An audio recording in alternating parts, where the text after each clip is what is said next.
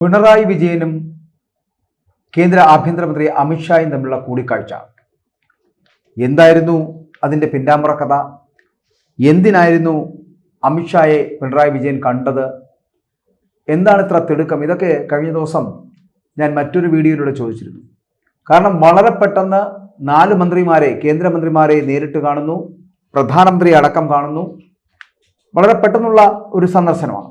അപ്പോൾ ഈ സന്ദർശനത്തിന് പിന്നിൽ എന്താണ്? കേന്ദ്ര ആഭ്യന്തരമന്ത്രിയായിട്ടുള്ള അമിത്ഷായുമായിട്ട് മുഖ്യമന്ത്രി പിണറായി വിജയൻ ചർച്ച ചെയ്തത് എന്താണ്? പൊതുസമൂഹത്തിന് അത് അറിയുവാനുള്ള കൗതുകമുണ്ട്. അവർ പ്രതീക്ഷിക്കുന്നത് എന്താണ് എന്നുള്ളതാണ്. അപ്പോൾ കഴിഞ്ഞ ദിവസം വരെ ചിലപ്പോൾ ഇത്തരത്തിലുള്ള ചില ചിന്തകളൊന്നും വന്നിട്ടില്ല. അവസാനം യഥാർത്ഥ